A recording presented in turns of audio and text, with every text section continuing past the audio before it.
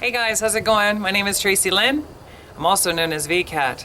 I'm here at Memorial Lake, back near Fort Indiantown Gap in Pennsylvania. Spent a lot of time here thinking, trying to figure things out as a kid growing up. My dad used to bring us here a lot to walk around. And as I got older, especially into my 20s and 30s, I had a dog that I used to share a lot of quality time here with, trying to figure out things. This is going to be a Superball moment. This is where I'm going to try to do a lot of catch up with different things as I've been reviewing these videos myself. I'm trying to find some of the exciting things, the playful things, the positive things that I used to do in my home life as a child growing up, and as well, I'm having memories of some of the painful things that I've been through. It's not necessarily organized. I didn't have time to really lay everything out and categorize it, but hopefully after we get past this point today, I'm going to break things down more like with my music, life of being coming out as a transgendered lady, some of my spiritual journeys. Bear with me. This may be a little boring to you right now. I apologize. If you just give me a chance, all this is going to add up. Trust me on this. Once I start talking about other things, it might be a little more exciting for some of you to listen to. Could be a little painful maybe. I'm not sure. Hopefully not. When I was over and I was talking about in New Bunker Hill where my grandparents lived and walking through the neighborhood, I kind of laughed at myself because I'm 40 years old. I'm going to be 41 on October 19th. And still to this day, to be honest with you, at that moment with the camera, I couldn't really remember why was I so nervous to walk through there. I'm stuttering over myself as I'm talking. Unfortunately, I was constantly saying that this was a place of judgment. I felt that it was a place of silent judgment. I couldn't really figure it out. But the more I started watching this video last night, watching that video last night, I started realizing some of the things that were happening in that neighborhood that assisted in that consuming feeling of being judged and wanting to go back home to be with my mother. It may be sensitive to some of the people that lived there during that time, and I just want to apologize right up front. I am just sharing my life journey, and I know there's other people out there that have gone through very similar life struggles, especially the people I grew up with. And I'm hoping that somewhere in sharing my life story, that it might be an inspiration to others to let them know that they're not alone. And we all kind of go through our struggles in trying to figure life out. What is the purpose? Why am I here? Kind of thing.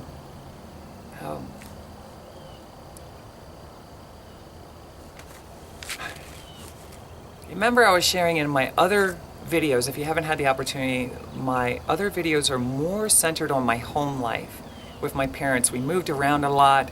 Every neighborhood was different. I had different kinds of friends. Of course, I ended up going to different school districts. The neighborhoods were a lot different, especially in my youth. We were always friends with our neighbors, and in the very beginning we were friends with our cousins who lived beside us. So we shared in that whole backyard. We had the playground on Lafayette Street, the whole neighborhood, it was probably like a mile long, if you will, half a mile long. And we had that whole neighborhood to run around. And there were not necessarily any boundaries, really. I mean, the things that we were taught is don't go play in the streets. Don't play in the streets. Play in the yards. And in these neighborhoods, people didn't mind if the children were running through or riding their bicycle through because everybody was doing it. They just wanted the children to pretty much get out of their hair, get outside, play with your friends, and have a good time, but stay off the streets. When I would go to my grandparents on my mother's side, it was a little bit different, actually a lot different, because we were okay to play in their yard, but not everybody's yard. So this is the first place I really started to get centered on boundaries. that if you step in, even if you just step into other people's yards, you would kind of be scolded for that, you know, whether it was verbally, and you will find out later on that it even went further than that several times. So when I'm walking through that neighborhood, I'm still trying to figure things out. Why was I feeling judged? Why was I feeling judged? And remember, this was a dominant neighborhood where religious values to others was kind of enforced into the lives or upon other people, whether it was by accident or if it was done intentionally. Okay? I think everybody as a whole was trying to raise this generation of children to be into their standard and idea of how we all should be conducting ourselves, our mannerism and things like that, and going about life. So with that being said, even if I would ride my bicycle through somebody's yard, there would be a phone call made up to my grandparents, or somebody would be stepping out and yelling at me. And that happened a lot. I felt almost scared to just kind of be myself because I was so used to all the freedom of going wherever I wanted to do, run in people's yards, ride my bike. Them were the two things I did a lot. And it was very well known that you either stay in the driveway or stay on the street, but don't go into people's yards. As you knew from me showing you, it was a dead-end road, so not too much traffic went through there, and we knew to look out for the cars and things like that, and the neighbors knew, watch out for the children playing in the street kind of thing.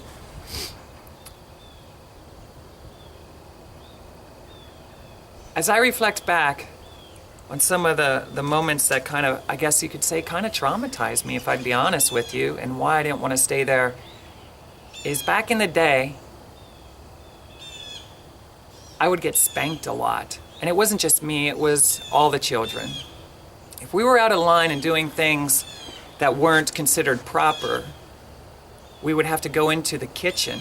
Where my grandmother, remember I said my mom had a small paddle. She would spank me sometimes with that paddle if she felt it was necessary, or a lot of times she would use the hand. Let me just say, using the hand is what you wanted. And with me, I knew if I cried before the spanking was coming, that it wouldn't be as painful in the end. It wouldn't be as painful. But if she got out the wood paddle, that means that there was something that I did, and I knew instantly in my head, upset her a little bit more. You know, I don't really know how to emphasize that. It's just that, you know, you had different levels of being disciplined, and the hand usually wasn't that bad, but when he came out with the paddle, you knew that you kind of upset your mother.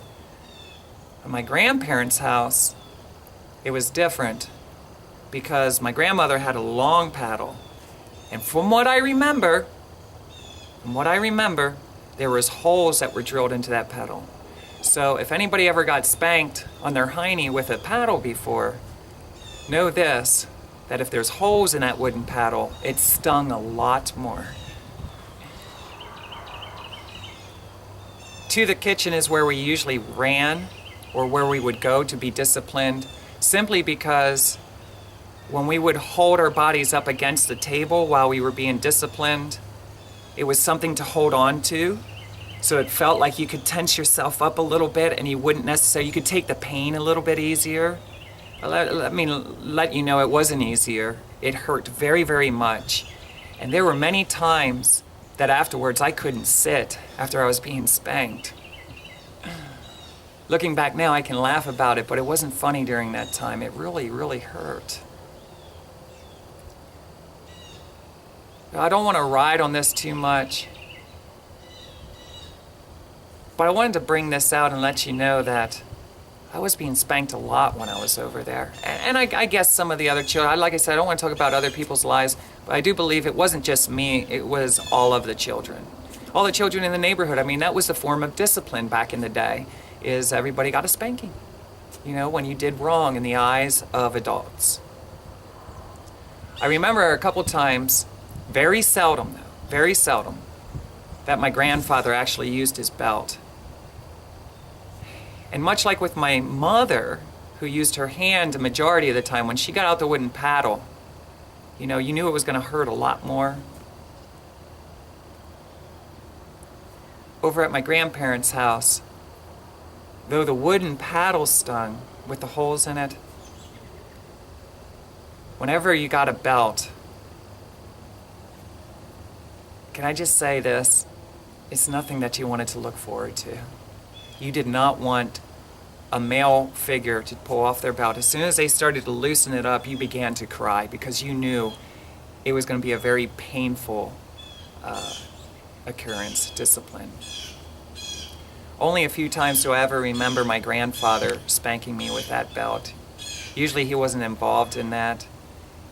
But as well, I remember times of running away, trying to run away from the kitchen because I didn't want to be next. Sometimes we would all have to stand around and watch each other be spanked. But I do remember trying to run away, and whether it be my grandmother or my grandfather grabbing me by the arm, trying to get me to get back into the kitchen. Can I be honest and say that those were terrifying moments for a child? For me, I was terrified because it seemed like it was happening a lot. And reflecting back after watching the video that I shared with you, I realized it was happening a lot to me. Now, what I did to receive that, I honestly can't say. I know a lot of times if I would ride through people's yards, or if I would be caught walking through their yards, it would be very upsetting to them. And there was many times that there was phone calls made up to my grandparents, and then I would be disciplined because of that. Sometimes, without remembering what I did to upset anybody, okay, understand, I don't know what I did. I don't remember the details of that at this time. Maybe they start to manifest themselves more forward and more dominant in my mind as I'm sharing this video. But I do remember a couple of the other neighbors actually having the opportunity to pull off their belt and give me a whooping. And I can't say for sure if it was encouraged by my grandparents for that to happen, or if they just took it upon themselves to feel that they had the right because I was in their yard to do this. But let me just say that on top of feeling different and dealing with all the other things in my life as a child, with the separation of my parents, with going to school, and my mom crying a lot, all these different things that are happening. I'm trying, even as a child, to understand everything. Why is all this stuff happening to us? Why am I, going through this with my grandparents and things like that? Why is it that my long hair is kind of an issue in my life? To be going over there and receiving that kind of treatment, something in my heart told me it wasn't right, and I definitely did not look forward to it, ever going over there to experience that again. I wanted to get away from it. There were times that I remember being spanked and then going and sitting on the floor to watch the Dukes of Hazzards, and it just burned. It burned really bad. And the other kids would ask me or make fun of me or something. We kind of did that to each other. We kind of teased each other with that. It was kind of a joke to us in a way. Quietly, of course, among the children. I want to reflect back on some happy times there too. As I go through this bouncing ball moment with you, it's going to kind of be staggering around at different households that I lived in and my grandparents, because I actually had a lot of wonderful times there as well. And I think it's very important that I don't just share the things that I feel hurt me and I struggled with, but I also want to share that I loved everybody, and I loved sharing time with them, and there were things that I was excited to go there for. Singing was a big one. I want to clear something up here too. When I became a teenager and I was sharing through my home life and trying to fit in with friends, eventually I got involved with another friend that I looked up to a lot. He was kind of like a brother to me, an older brother to me. And he kind of took me under his wing. And we started getting into a lot of mischief, doing different things. And as we got a little older, and I wasn't 18 yet at this time, I was still very young. But I was probably 15, maybe heading towards having my driver's license. I'm not sure. I don't really fully remember. Please understand, I don't remember. But there was a season of time that we would actually be stealing from our family members. And I'm really sorry that I went through that. phase in my life, and it was absolutely wrong for me to do. I ended up breaking into my grandparents' house with my friend to take money. So I had money for my car, for gas, or what have you, whatever it is that I felt that I needed. Maybe it was CDs or music, because I was big into music. Whatever it is, whatever the reason is, I'm not clear on that. It was probably gas for my car. But I remember in the process of doing that, I felt awful. I didn't want to do it. And I really don't understand fully why. Why I targeted them, except for I knew that there was money in the house at that time. And as well, I was telling you about my great-grandma lived down the road from there, right across the driveway of our yard. It's where she lived. And I also had, unfortunately, gone in there because I knew she had money, and I took a little bit. It wasn't a whole lot. It was just a little. People back in those days would keep a little bit of stash hidden. And it's very unfortunate for me that I found this out somehow, whether it was because I asked if I could borrow a couple of dollars or something like that.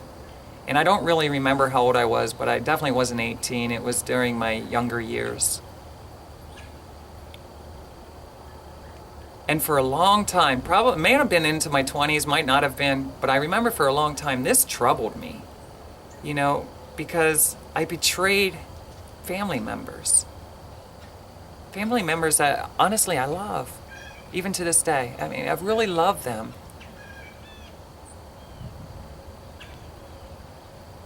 So finally, it bugged me that much that I found the courage somehow to go to my grandparents and tell them that I had to sit down and talk to them about something very important.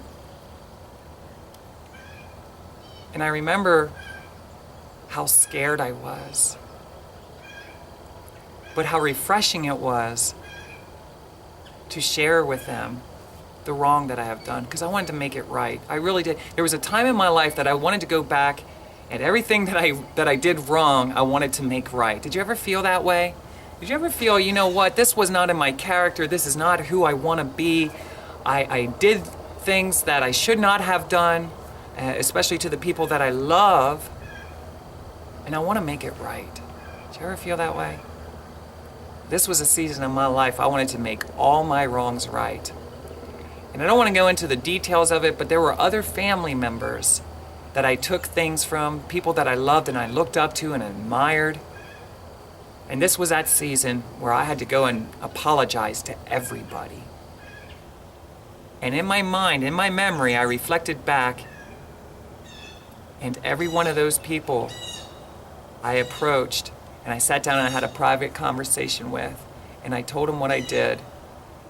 And may I just say that when I told my grandparents, I didn't know what to expect, but in the end,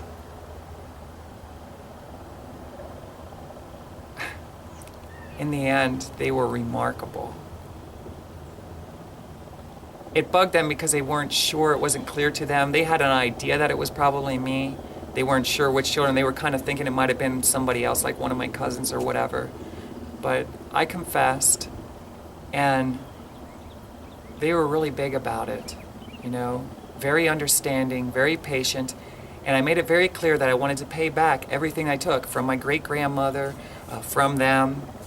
And I did. And how I did it was, I think it's in the video prior to this, but basically how I worked it off was mowing the grass in the neighborhood, because years ago as a child growing up, that's how I made some extra money. I would be a helper. I would help people around the yard, or like with my uncle, he would cut down trees for firewood and I would go and help him. And that's how I had a little bit of spending money to buy candy, or in this situation it might have been for gas for the car or what have you, clothing.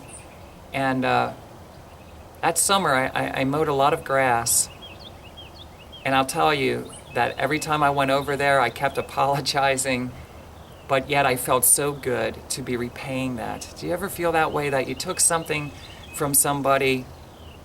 The hardest thing you ever had to do was admit you're wrong, and their response was as refreshing as that.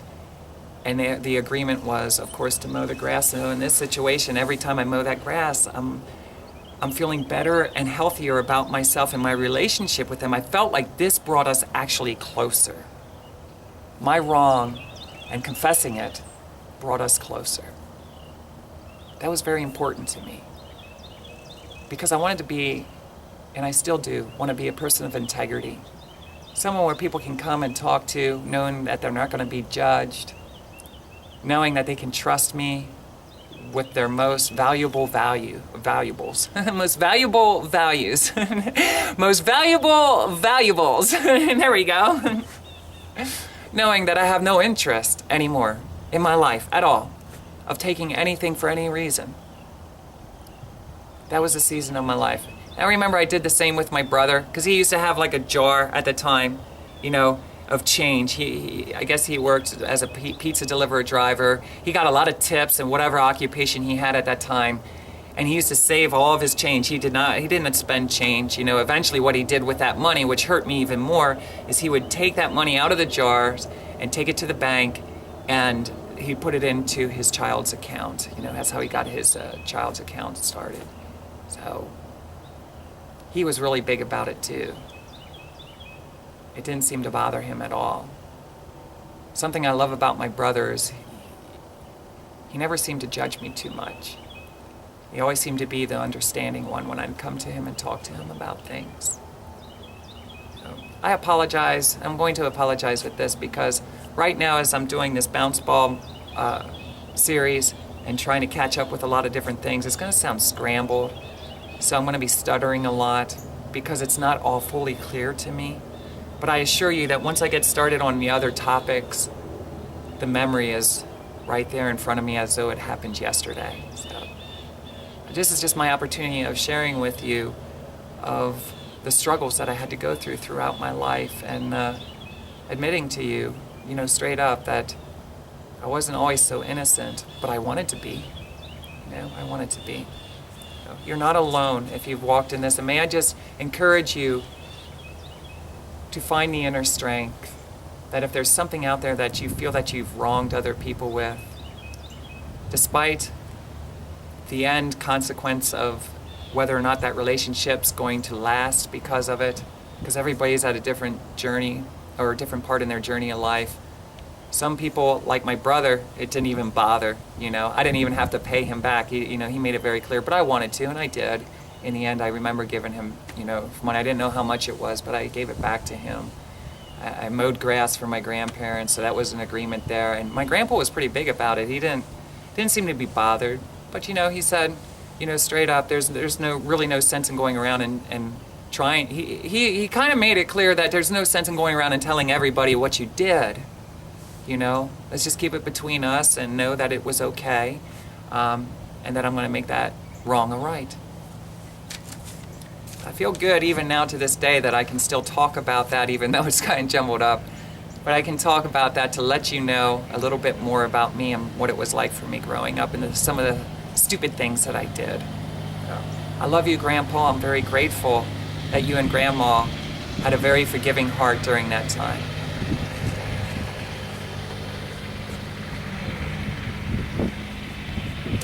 So I don't want to hold on too much about this, but a lot of the reason why a lot of the people in the yard, remember I told you as I was going down through, it was not uncommon, especially for my great-grandmother, to always be peeking out her curtain, wondering what's going on in the neighborhood.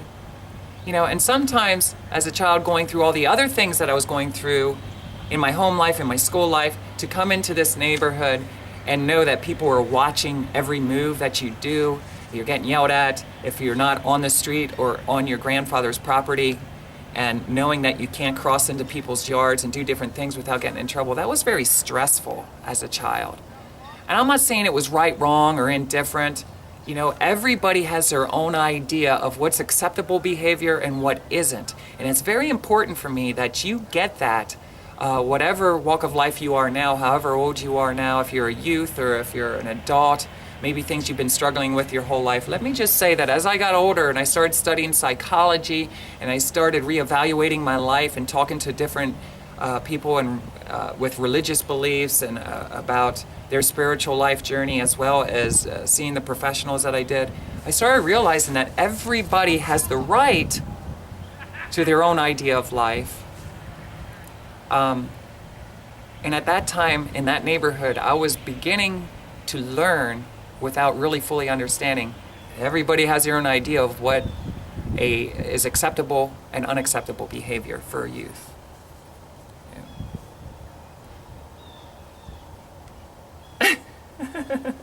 I have my list here, and let me just tell you, it's not fully organized, so I am going to be bouncing around here. And let me just say that this is a really funny one, okay? I don't want to keep riding on all the things that may seem more serious, because I'll tell you what, this was a shock to my system to remember all the spankings that I had. It was kind of like a chain link fence. People say sometimes if it's an image or if it's a certain word that's said or somebody's name that is mentioned, all of a sudden all these memories come shooting back at you. Well, let me tell you, when I sat down and watched this video yesterday, all of a sudden all these spankings come rushing back to me. And I don't want to stay focused on that, but let me just say, I started seeing image of me running from my grandparents. I started feeling that paddle on my hiney. You know, I started seeing my grandfather removing his belt. I started seeing my neighbors chasing me through the yard and me running into my grandparents' house to hide. You know, and I remember the next door neighbors catching me by my arm and pulling me off my bike and spanking me. And let me just tell you, that did all kinds of things to me. I'm going to be honest with you, I broke down into a puddle of tears, because throughout my life, as I started seeking out in my transgendered walk with like my psychologist or psychiatrist and the professionals, my medical doctors and stuff, as I'm trying to reevaluate my life, I really, just much like the kitchen, I didn't know what happened in the kitchen of my second home, about what happened to me, but I knew something amazing and powerful happened to me because it ignited my imagination.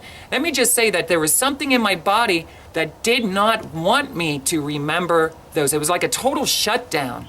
I didn't want to remember all those times that I got those spankings and was yelled at and disciplined and having adults chasing me through the neighborhood. When you look back at it now, I got to be honest, after yesterday, now that I'm talking to you, I can laugh about this. And I can actually see these people chasing me down. And I remember, I was a fast runner. I was a fast bike rider. And these people couldn't catch me. And I would get into my grandparents' house, but by that time, guess what? It's too late.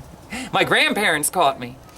And much rather have my grandparents, who I really believe love me, and I love them, rather them discipline me, a family member, than a neighbor or a stranger, okay? Back in that day, I don't really fully understand why people felt that they could go around the neighborhood and spank other people's children. If that's happening to you, please, please talk to somebody you can trust about it. Because let me tell you, in this day and age, there should not be anybody walking around spanking anybody else's children, period. Okay? And you're going to get to learn a lot about me, but I got involved in the adult entertainment industry for a while, and I loved it. It was a very educational season of my life. And may I say that even to this day, that I appreciate and enjoy being spanked. And we'll talk more about that later on.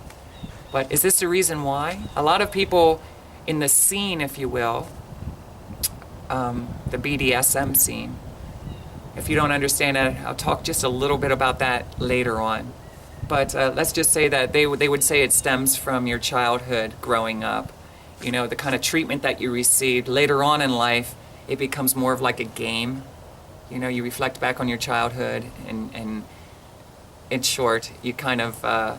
you start reenacting some of those times, and you start having a more playful and enjoyable time with it. You know, it's not so much in fear anymore, it's out of pleasure. We'll talk about that a little bit later. One of the things that I used to do as a child, I don't know why, one of the things I used to do as a child is couch sniffing. Did you ever do that? Did you ever do this? After somebody sat down and they got up? The first person I ever remember doing that with is back in Jonestown when we lived in the house. My live-in nanny would sit on the couch.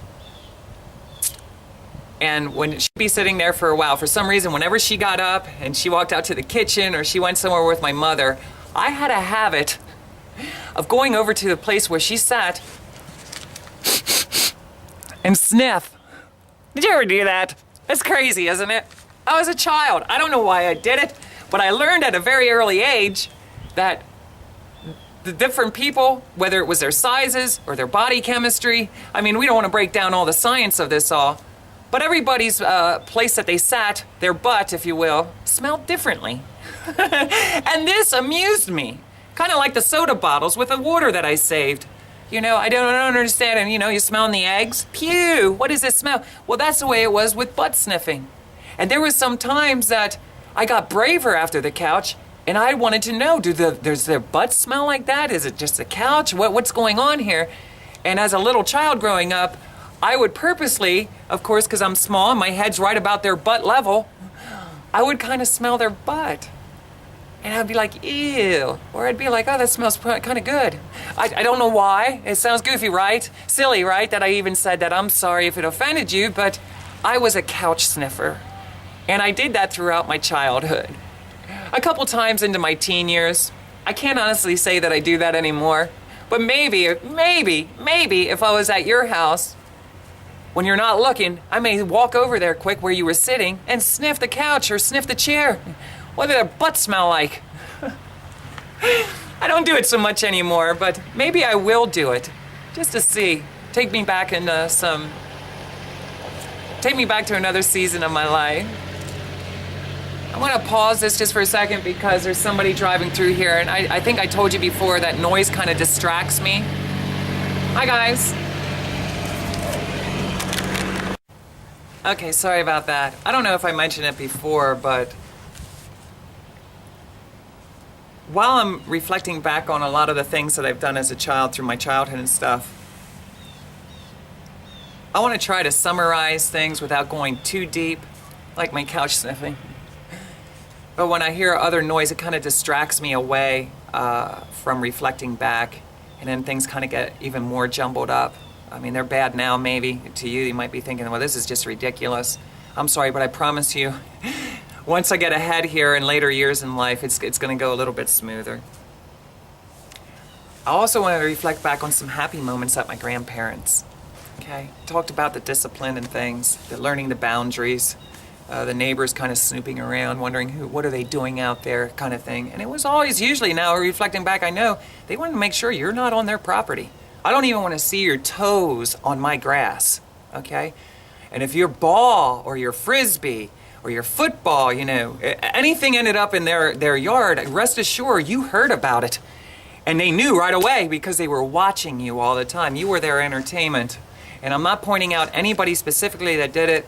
I want to put amends to that and just let you know boundaries was learned in there. And they were I didn't understand it at that time. Why is this happening to me every time I come? And it wasn't just me, it was everybody. All the children had to go through it. And if any of those children are watching it now, they will be able to fess up, yes, this is true. This is what we all had to go through in our generation, in that neighborhood.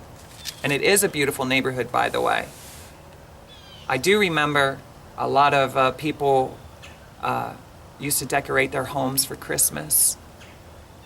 That was a big time of celebration. In Lebanon, period. A lot of people, a lot of neighborhoods, and I'll talk more about that another time. But we used to actually go for drives with my grandparents, with my mom in the Pinto or whatever car she had. And that was a big deal, much like spotting, you know, deer spotting. It was a wonderful time for us to get together as a family, singing Christmas songs in the car, and driving through specific neighborhoods to see all the beautiful displays. And some people really, really invested a lot of time into doing that. And may I just say, if anybody in Lebanon is watching this video and you were one of the adults that used to provide that for that generation, just know that that was a very powerful moment in my life.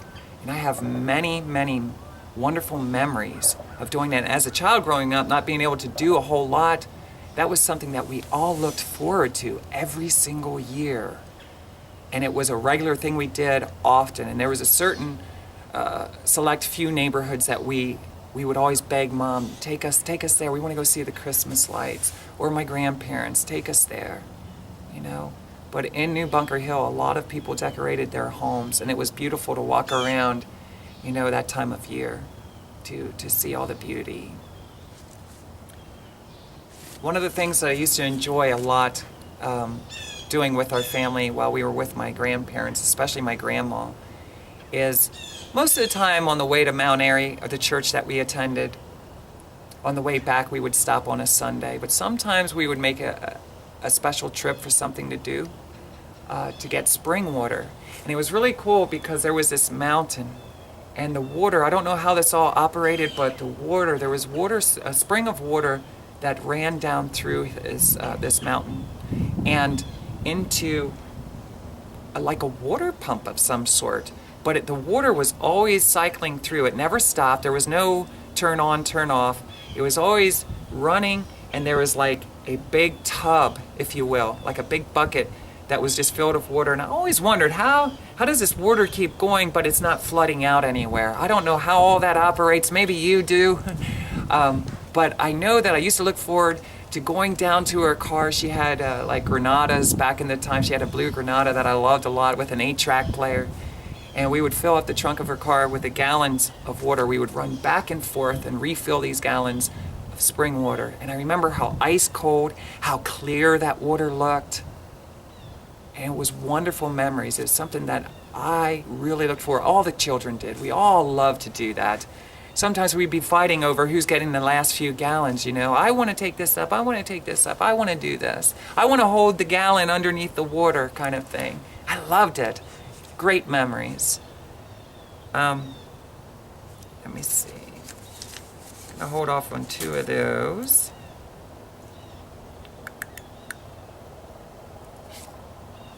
Another thing at my grandparents' that I enjoyed a lot and looked forward to was her red beet eggs. Did you ever have those? They're like soft or hard-boiled eggs that you would crack the shell off and you'd put them in a container, like a jar, filled with red beets. And she always had her recipe sometimes. I'm not sure, she used brown sugar and vinegar and stuff like that. But I always looked forward to going to Grandma's to have red beet eggs. That was my favorite treat. Always looked forward to it. And I was always disappointed if they weren't in there. So, and she was always good about, she would apologize when she would say about, you know, going into the refrigerator. It was either fudge sickles, which we looked forward to, or red beet eggs. And she would apologize when I was walking towards the refrigerator and say, every time, even when I got older, into my 20s, she would say, I'm sorry I didn't have time to make red beet eggs, but I'll make some for you a little bit later, or I'll do it now for you. So the foods that we ate there most of the time was ravioli. Fudge sickles was a great treat for us. Spent many times watching the Dukes of Hazzards eating soft pretzels, hard pretzels, fudge sickles, and red beet eggs. And she also is the reason why I got hooked on dill pickles. We all loved dill pickles, and we wanted the big one. The biggest one in the jar at that time. Let me see, so. Over in our grandparents' house around 4th of July, I remember that we didn't have necessarily like a fireworks display. That was always at home with my mother and her boyfriend, or my stepdad. But at my grandparents' house, it was always sparklers. And I just remember how happy I was to be with all the other kids and running up to my grandpa, will you light my sparkler? Will you light my sparkler? And we used to wave them around, and we used to take them like fireworks, and we would throw them way up in the air and watch them fall down. And I'm not recommending that anybody do this, okay? They had a nice sized yard. They were always supervising us. And there were times that I actually picked up that sparkler on the wrong end, and I burned these 2 fingers, my thumb, see my thumb, and my index finger, because I would go to pick it up like that.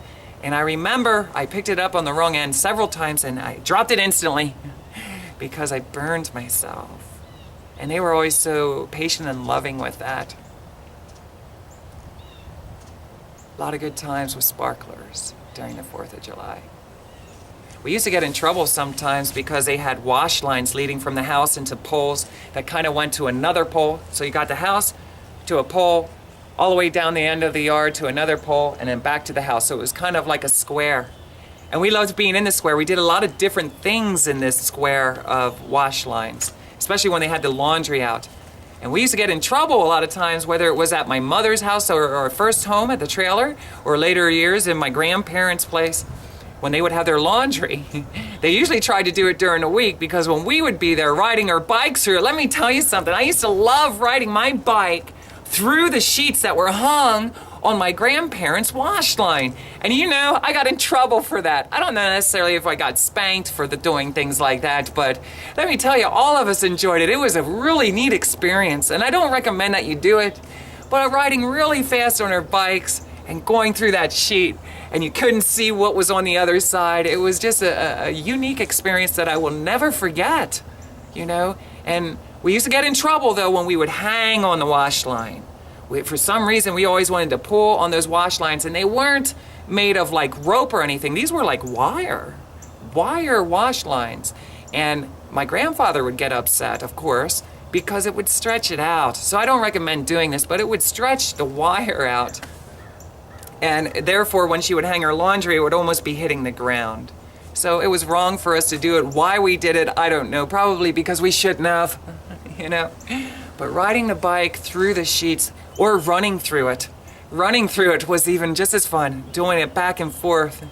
And I would always try to do it, because I knew when she was sitting in the living room. Remember I told you that I've noticed at a very young age that our parents or grandparents, people have some kind of patterns. Although I didn't recognize it as that, I still knew that, well, my grandpa's probably watching WWF wrestling in the TV room. My grandma's sitting in the living room rocking and humming.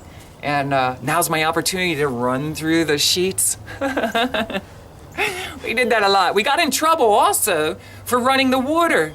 It was always so amazing, because there was a special key that they had. I don't know if you remember this, but back in the day, there was always special keys, and the parents and grandparents of the homes all around, they hid their keys. Why? I'll tell you why. Because people like me and my brothers and my sisters and my cousins, we had this desire to turn on the water for some reason and to take drinks. Oh, we love to drink out of the spigots outside. This just went on. They didn't have the garden hose. They put the garden hose away, because when we got a hold of the garden hose, we'd be having water battles, water fights.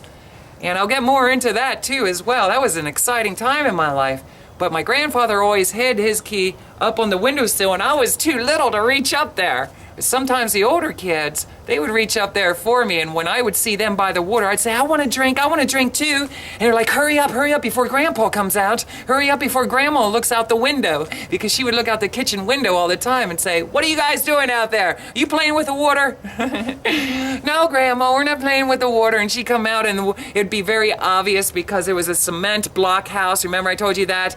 And you could just see very easily that when you shut off the water, no matter what you did, the water kind of it would shoot out, but if you didn't turn it off fast enough, it would run alongside the house, and it would stay wet for a period of time. And let me tell you, they could tell right away you're not telling the truth. It was great. I'm not thinking of these things until now, as I'm starting to talk about the good times. Did you notice, if we go through life and we start talking about some of the bad times, it start making us feel awful? Did you ever go through that? Well, I'm also noticing in life that if you start talking about one good thing, that one good thing will lead to another good thing, and another happy moment, and another happy moment, and another happy moment, and all of a sudden you can just go off about this. Honestly, I had a lot more happy times there than sad times, okay? And I hope whatever you're going through in life, that you're recognizing that too. In the end, if we're honest with ourselves, it really is a lot more happy times than sad times. I love my grandparents a lot. And really, if I wouldn't have took time to redo this second video, I would have been stuck in I was being judged all the time. And though I felt that way, understand there was a lot of things going on in my life outside of going to these neighborhoods with boundaries and things. I had a wonderful, wonderful time. I admired my grandfather a lot. He used to have an old farm tractor, and when we used to get a lot of snow, because he would take care of his mother, who was my great-grandmother.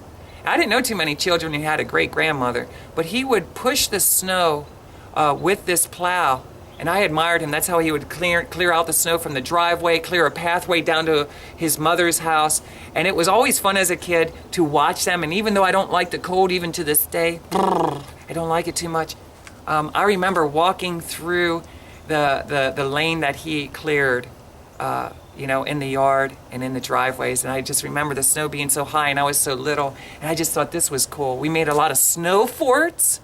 That started primarily back in Lafayette Street and at my grandparents' house. Did you ever make a snow fort? Oh my goodness, that's so fun. Let me tell you, that's just like hiding in the bushes. We used to build forts out of bushes. We'd use sheets, we'd do all kinds of things. Forts was a wonderful time to kind of pretend. Once you build your fort, you get inside, you can pretend all kinds of things. So we made like little igloos, if you will, out of snow with all the children. And it always broke our heart because sometimes one person may have a snow fort and another person was much better at it. Did you ever feel that way? Your brother or your sister has a bigger, better fort than you do. And sometimes people would ride their bikes through your fort. Can you imagine that? My cousins and my sisters or brothers, they would ride their bikes through my fort and make me cry. And then I'd go inside and tell my grandma, and she'd get out the paddle. What'd you just do? No, I'm just kidding. I don't know. I don't remember what the discipline was for that, but I remember times of running into the house crying because one of the other kids rode bike through my fort, or they kicked it in, And back in those days when it would snow, we would actually build a wall. And in our fort, as well as our little wall that we would hide behind, we would roll up snowballs. And we would keep a big stack there, and eventually, at some time, we would have snowball battles. Did you ever do that? As children growing up, we had a lot of snowball battles. You can imagine what it was like in Lafayette Street. Oh my goodness, all the kids were into that, and everybody had their stash of snowballs where you least expected it.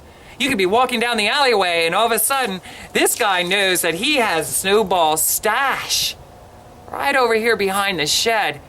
And you're gonna get bombarded if you don't run like me. Oh my goodness. Snowball battles, igloos, snow angels. We used to all make snow angels. Who can make the prettiest snow angel? I bet you can. Do you make snow angels? Did you ever experience that? Those were fun times. And I got to share them with my cousins. I got to share them with my grandparents because we would always go inside. Look at our snow angels. Look at our snow fort.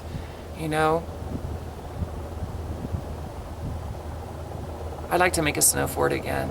Only I don't like the cold so much. I'd want it to be heated, so it probably wouldn't last that long. So in my grandparents' house, one of the things I was introduced to was a cuckoo clock. She used to love her cuckoo clock. We did too. And in order to get it running, it wasn't battery operated. I don't know how it actually worked, to be honest with you, but I remember her pulling on these things, and on these chains. And sometimes she would let me do that. I'd say, Grandma, can I do that? And let me tell you, she was very protective over her cuckoo clock. She didn't want the children playing with it.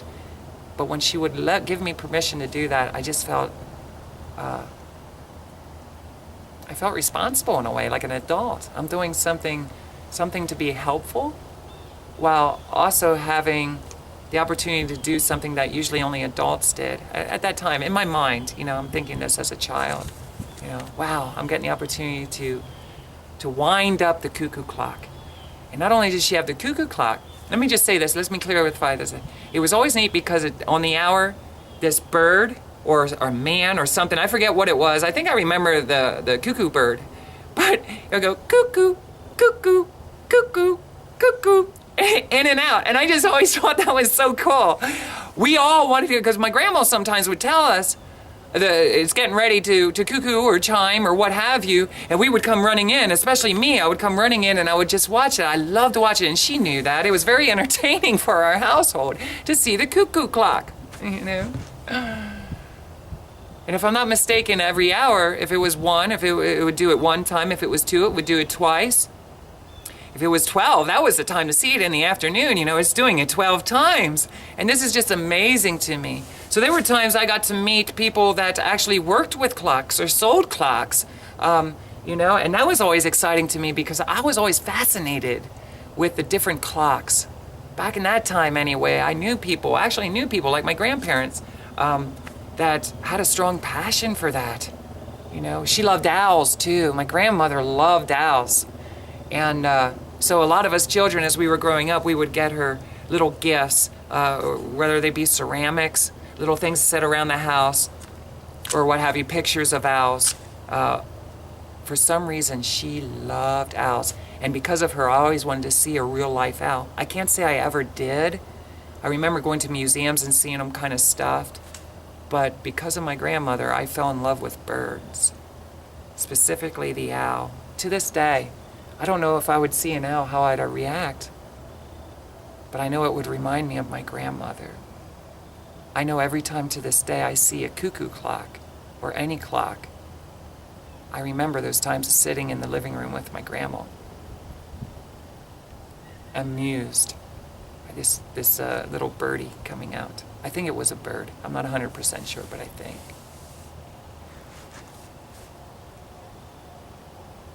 Also, I don't know if it was a bedroom or which room this was in, but she had another wind-up clock, and it chimed, and it went more like this. Ding, ding, ding, ding. Ding, ding, ding, ding. Ding, ding, ding, ding. Ding, ding, ding, ding. And then on the hour, whatever it was, if it was 3, it would go dong, dong, dong. And of course, whatever hour it was, it would do if it was 12. And I remember the cuckoo clock and that chime clock. I always looked forward to hearing. But can I be honest with you, whenever I would hear that chime clock, something would ring in my head and I would think of Jesus, that picture of Jesus. Because there were many times that I would lay on that floor where I told you it was like the living quarters for my grandmother. She spent a lot of time in a rocking chair. If I haven't said this in another video, just say it by really quick. She spent a lot of time in her rocking chair. That was her chair. And much like my grandfather's reclining chair, whenever they came into the room, it was understood they get their chair. And at that time, you either sit on the floor, a sofa, couch, another chair, whatever. A lot of times I sat on my grandmother's piano bench because that was in kind of like her room space. But she would rock, and she had like a footstool, and she would relax on that chair, and she rocked, and she would hum and hum. So all day long, you would hear my grandmother humming, and you would hear the cuckoo clock, and then you would hear the musical chime clock. And that kind of set the mood for the house, you know. It was very peaceful, very relaxing. But this is where the house where I struggled strongly with a lot of religious curiosities, okay, Christianity specifically. I was starting to go off there and think of a lot of different fun times. I remember when I was out in the yard, and I don't recommend doing this, but remember, I pretend a lot. I didn't have a whole lot of friends. I had my family and stuff, but I still felt like an outsider. I didn't really fully at that time. I didn't understand it at all. I just felt an outsider. I spent a lot of time pretending in that neighborhood, playing with my matchboxes, sticking to myself, because I always wanted to play. I just want to play, play, play, play, play. Well, some of the things that we would do there is, or I would do, is I would take like a tennis ball and I would throw it up on the roof. And I was always amused at this because I was never good at sports. And if somebody would be playing catch with me, I always kind of flinched. Even to this day, I don't even want to do that. Even nowadays, sometimes children will ask me to do it. And still to this day, I don't want to do that. I don't know why. I've just always had fear of getting hit with the ball when it would be thrown to me. And you'll find out a little bit more about that as I go on through my Superball moments. But I used to throw this ball up on her roof, and it was kind of like in a V, you know, triangle. And if you did it just right, that ball would bounce and come back down to you. And for some reason, I felt safe with that. And I'd be running around. Where's it going to go? I throw it up on the roof. Is it going to go to the left? Is it going to go to the right? But the trick was to make it come back to you without having to move around. You wanted it to come right back to you. So I was trying to perfect this. How can I make this ball come back to me? And a lot of times it went all over the place, and I never caught it. Rarely did I ever catch it. And I got in trouble for that a lot of times. Why? Because they would hear it bouncing off the roof. What are you doing? Don't be doing that to our house. You know? I can't really remember if it was acceptable or not acceptable. I'm kind of thinking it wasn't acceptable, but we would get away with doing it a lot. And there was times that I would throw it and I went too far. Me, I don't have that much strength in my little arm. But I remember times that it would bounce off there and then it would go and bounce off the roof of the cars. And it was one thing to do it to your grandparents' cars. But if it's going to be somebody that's visiting, and then remember I told you they parked out front a lot, or if it went across the street into somebody else's yard, oh my goodness, I was so scared. And you ran really quick to get that ball because it'd be going down that street. You'd run really, really fast because you didn't want it to end up in anybody else's yard because it was very upsetting. So you were trying to play, get that ball to come back to you, and that ball had a mind of its own. It's going all over the place, you know? And there was times because they had the concrete wall that if you were careful and you could throw, it would bounce off the wall. So you could throw that tennis ball on the wall and it would come back to you, usually on the ground, you know. That's where I learned to practice because I was into baseball at one time, you'll find out. And I think this is the years that I started practicing. So like they call it a grounder, when somebody hits the ball and it kind of shoots across the ground. So I was practicing moves like that. But when I would be throwing it on the roof, I was practicing moves on trying to catch the ball. A flying popper, I think we called it back in the day. You got a flying popper incoming, you know?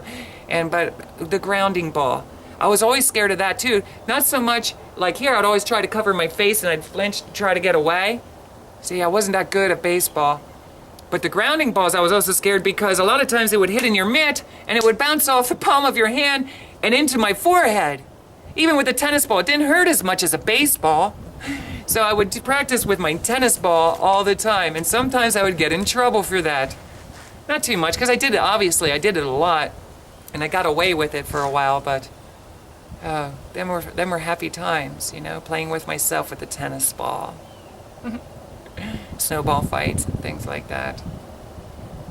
We had a lot of good times.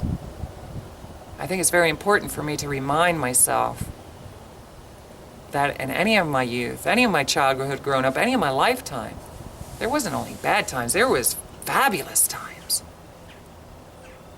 So if you're thinking negative about your lifestyle, can I just encourage you that we're kind of learning together here, and I'm relearning things that I've maybe forgotten. I'm very grateful that I could remember fun times at my grandparents', because for years I was stuck in negative thinking, and I will get to explain that as time goes on. Let me just say that, you know, like I started off at first New Bunker Hill, I was all nervous energy, not sure, because I reflected back on a lot of the times people would be yelling at me, chasing me through the yard. But looking back now, them were fun times too. I don't think I'd want to relive them. Actually, I gotta be honest with you, if I had somebody here chasing me around the yard playfully, I'd probably enjoy that a lot, especially if they tackled me. You know, gently, very gently. But it's very important to me as I did with the negative thing, to just trying to get that out of my heart and put that behind. Even down to where, like I said, I stole from my grandparents and I felt really bad about that.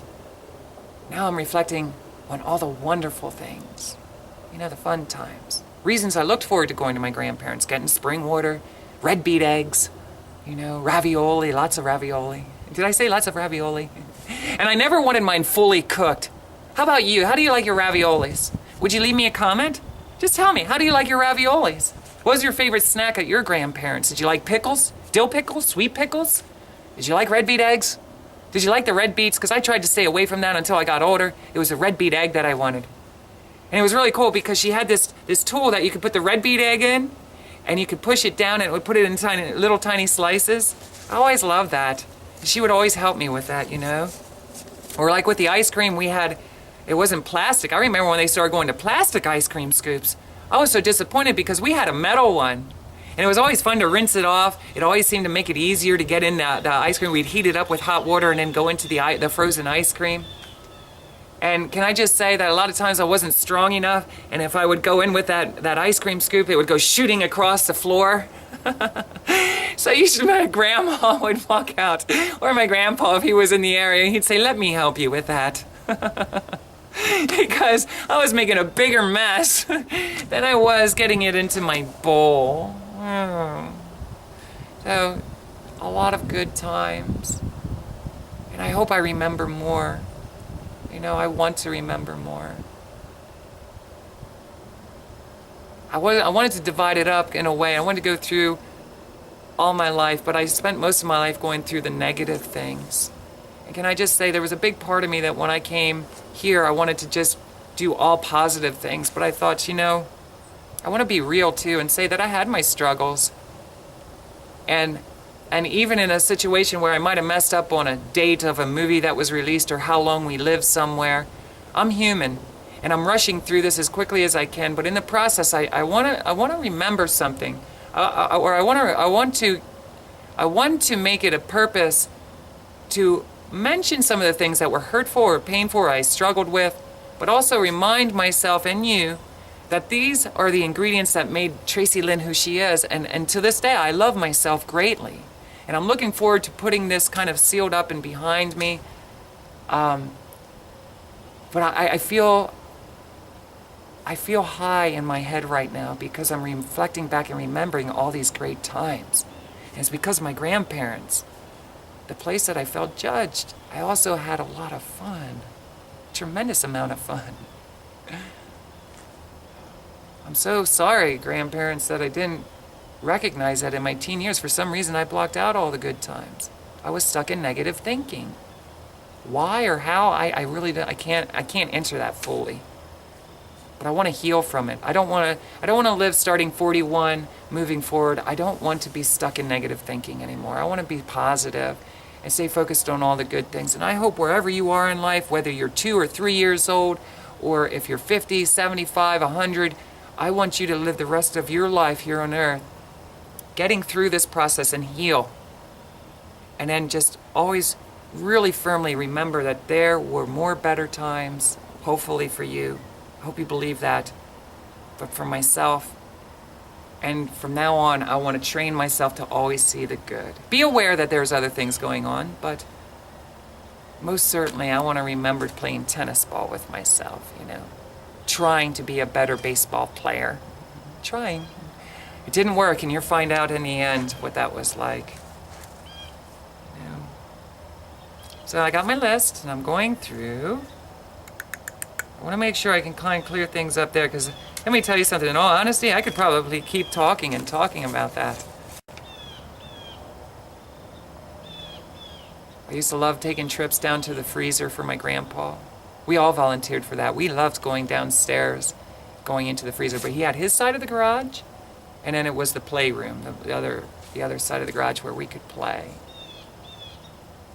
My uncle, I used to look forward to, and I would run out to the kitchen whenever my uncle came over to pick up his children. Remember I told you our cousins hung out with us a lot there during these years. And I always admired him. My mom spoke very highly of him all the time.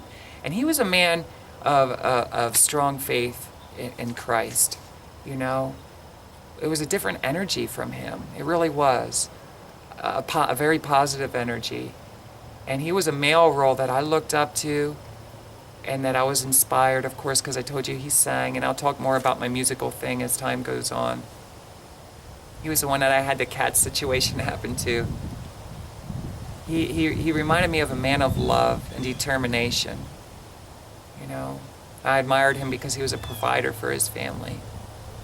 Took very good care of him. And I don't want to talk too much about other people's lives, but just know that this is a man that I looked up to a lot. So when he came over to pick up the children, I always wanted to run out to the kitchen. Sometimes it was adult conversation, and they didn't really want us there. Not in a mean way, just, why don't you guys go watch a little television, But I always wanted to make sure I could get out there. And I don't think I ever told him at that time, but I would just snoop around out there myself. I was a snooper.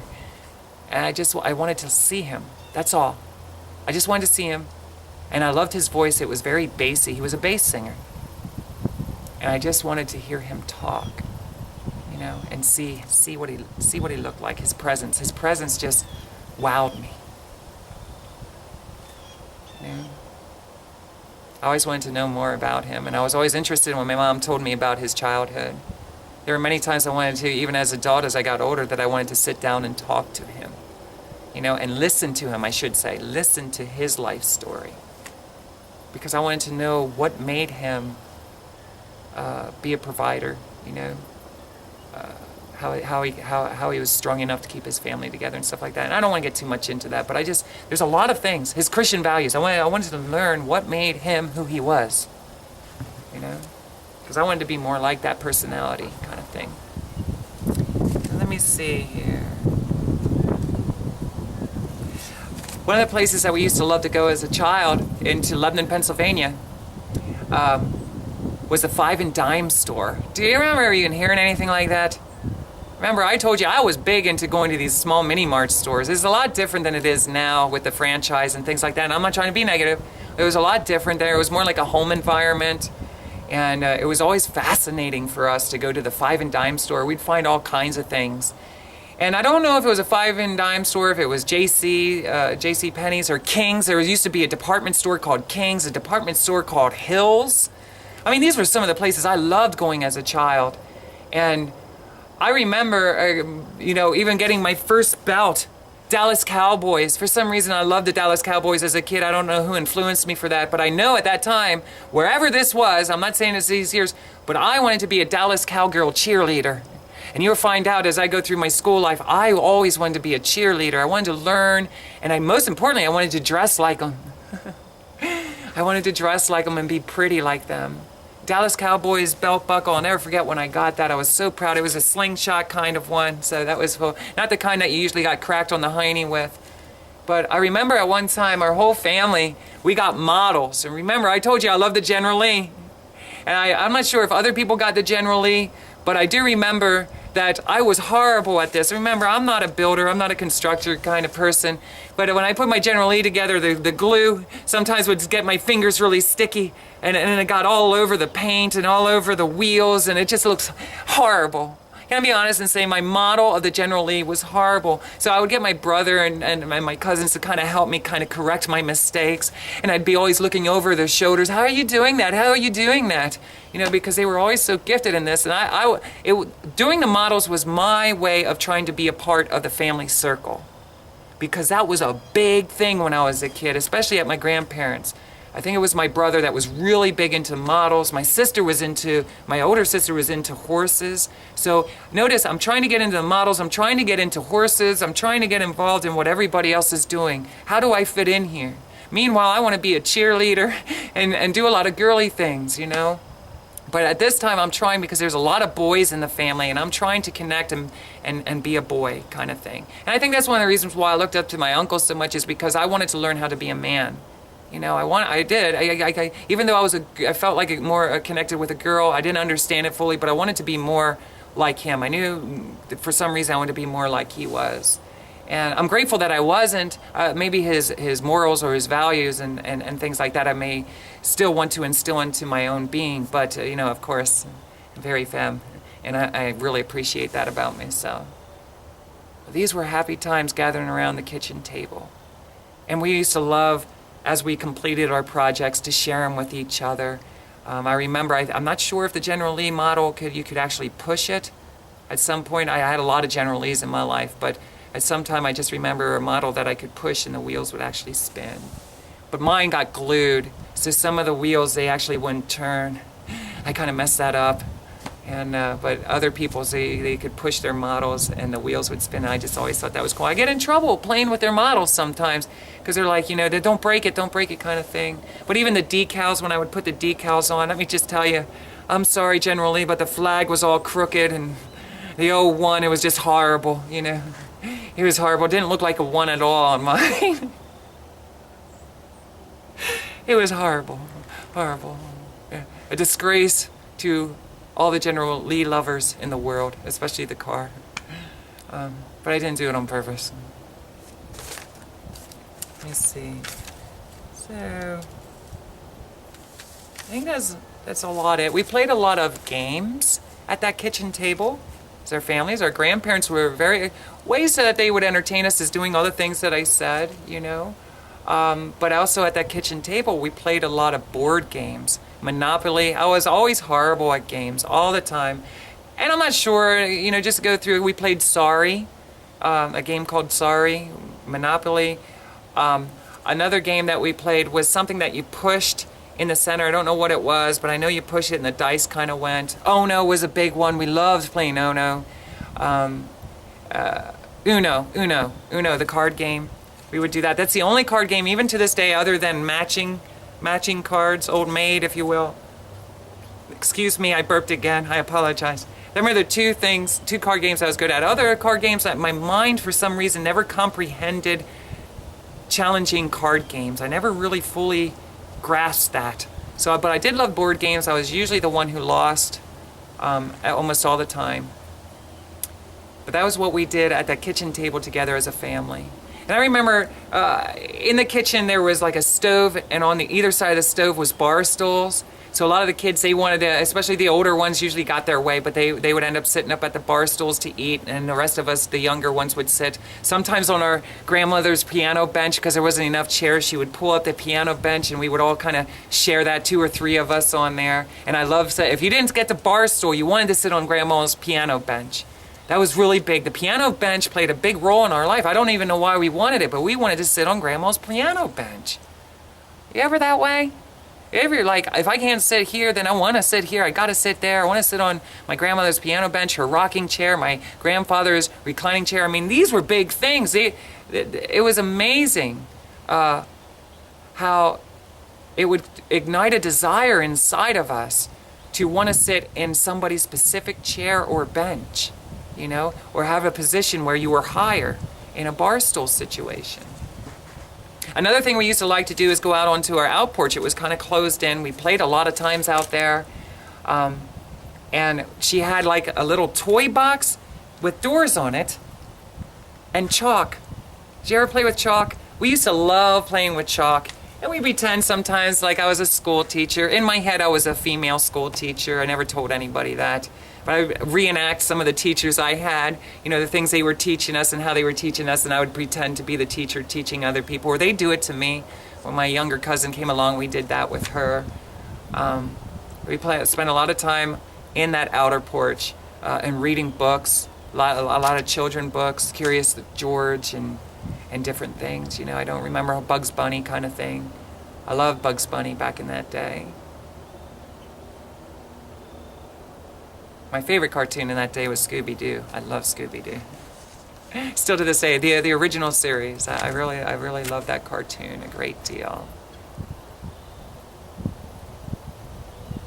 Amazing things happened in that house. So just rest assured that I feel a lot better myself now that I recognize all this. I'm so grateful. I don't know how it started to feed back to me, but I am so thankful right now that I could see all the wonderful memories and times that we had. And the trouble that we start is sometimes on purpose, and how we try to do things without being caught. Another thing that was really big is outside there was a cellar door, and it was wooden, and you could open it up. And a lot of times I was too small, so I'd have to ask one of my other cousins or my brother to help me get this up and open. And it would rest upon like some kind of tin, I don't know if it was some kind of propane heater, or propane tank, or whatever it was that was out there, but we'd kind of rested gently against that. And we'd go up and down the cement steps. I was always scared to go up and down there because there were concrete going into the basement. But that was one way to do it. And sometimes we get in trouble, especially if we left that door open, you know. And I fully understand to this day why you don't want to leave that open. But very seldom. I always admired my grandpa just for doing something like that, the way he would open up that basement door. As a little kid, I'm just like, wow, he's strong, you know. I got to get other people. Sometimes we needed 2 people to use that, to get that up. Are you ever like that, just trying to lift up a door? You know, you need 2 or 3 people to help you do it. It wasn't that now I could just lift it up maybe with just my one finger. You think so? Maybe I could just use my one finger. Maybe not. Maybe I'd still need friends to help me lift it up. I don't know. Happy times there. Just know that. There was a lot more, obviously. Happy times there, and I'm so grateful because that helps me know that the other times just really didn't matter. They mattered, but not as much as the good times. Okay? Grandparents or anybody who saw my other video and seen this, listen, I'm being very open. I'm sharing all this. I'm learning as I go, and I'm very grateful. Very grateful right now. Because I'm excited about my life, even as I am now. I'm sitting here like a little kid, and I'm excited because I had a great life. And I spent many years not recognizing it. So everybody who's watching my life story, if you're listening to this, and even if it's boring or not boring, just know that this is exciting for me. I'm getting all the poison out, and I'm starting to recorrect my thinking, get on the right track. So thank you, Grandma and Grandpa, my uncle and my aunt, and all my cousins. Thank you for bearing with me, because I'm not intentionally trying to be bad or put out a bad word about anything, or make anybody feel like I'm narking them out, so I'm not using any names. But I want to be whole again. I want to be healthy whole. I want to be grateful for the life I had, not disappointed, okay? I'm going to start to cry if I go too much deeper, but just know that this is an exciting time in my life. I'm remember, this is the day I'm remembering all the wonderful times at my grandparents'. So now I can honestly say, why in the world did I want to go home? I had all my cousins here. Eventually, as we grew older, more separations started to happen. They started doing other things, and we weren't all meeting there. And I remember the disappointment of not being able to see my cousins there. They were getting in growing up, and they wanted to do their own things. As you'll find out, I did as well. A lot of separations as we're getting older, and things don't always stay the same. Thank goodness. Okay? But I'm so thankful that I have those memories. And it's because my grandparents, my uncle, my aunt, and my cousins, and my brothers and sisters. I know other people there had a lot of struggles. We were stuck in negative thinking. And I hope you remember these exciting times and it lifts your spirits up as well. I really do. I'm gonna cry. I'm not going to cry. Look. I'm not going to cry, okay? I cried last night. I'm not crying today. I'm really happy. This is how I want to be able to share my life. I want to be able to share all the wonderful things,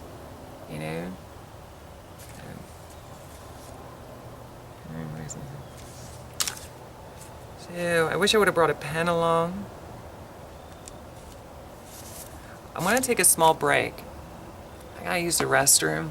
I want to get a pen, kind of cross things out, reevaluate things. I used to love playing in the stone driveways there too, with my matchboxes, and I would use my feet to kind of shuffle the stones out, and they didn't mind that. Go play in the stones, that was kind of a big thing. Go play on the dirt pile when we were at the trailer. Go play in the stones in this driveway. They didn't mind that, as long as we cleaned it up a little bit in the end.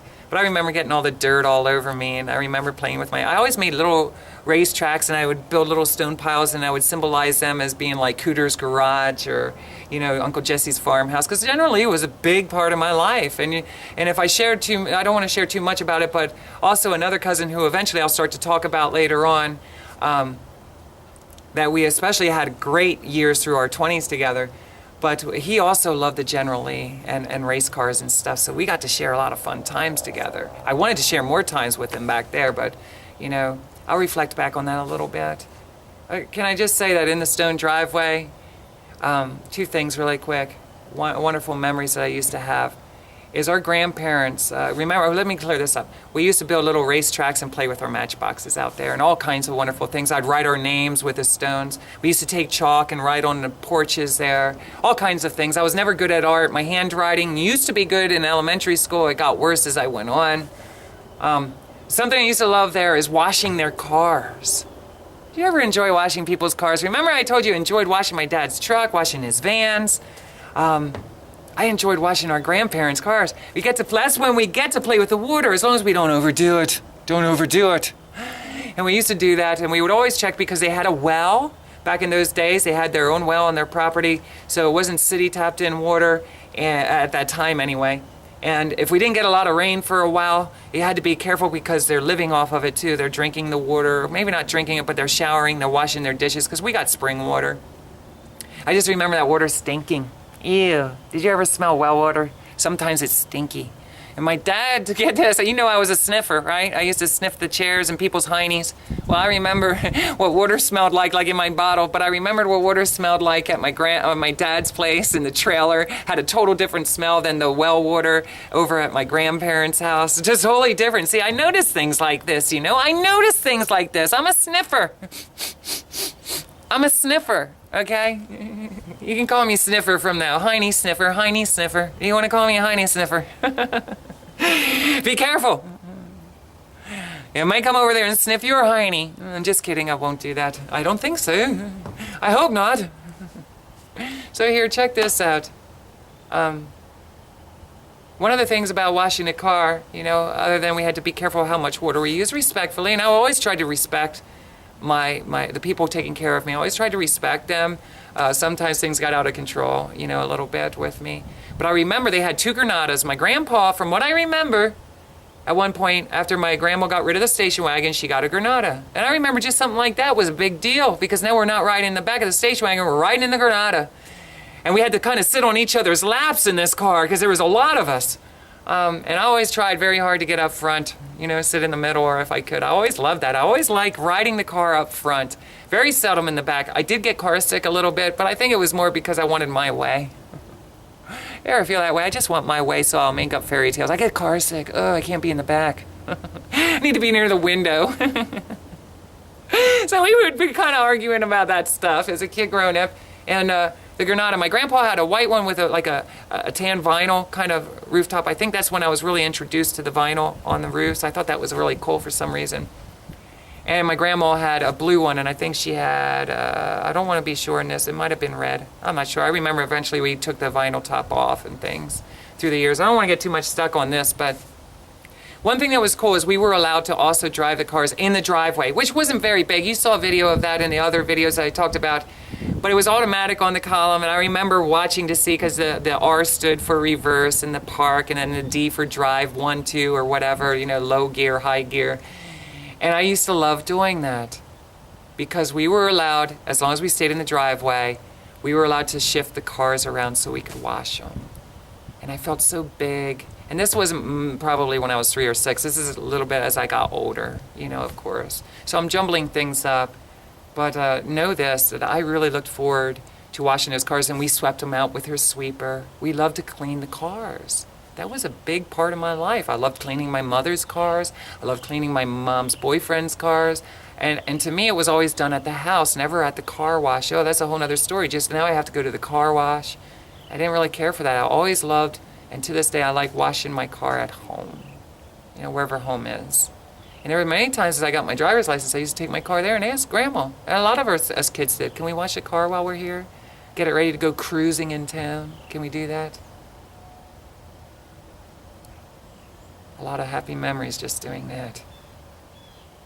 It made me feel helpful, useful. I didn't like washing windows. During the car times, that's when I realized I don't like washing windows too much. Especially the inside. The outside, not too bad. The inside, let me just assure you, you don't want me washing the inside of your car windows. Trust me.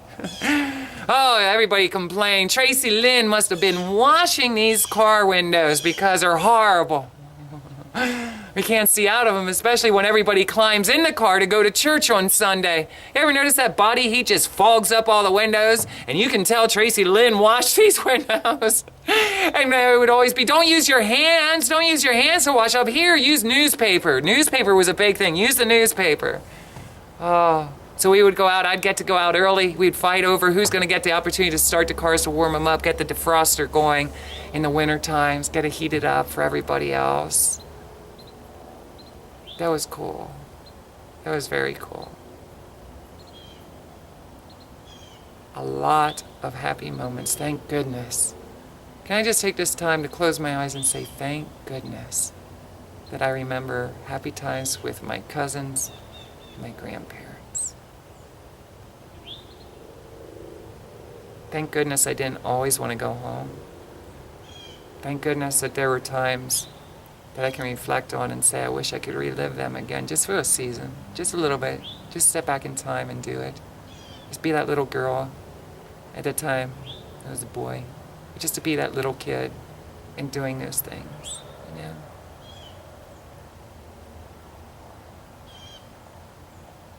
I have a head rush right now.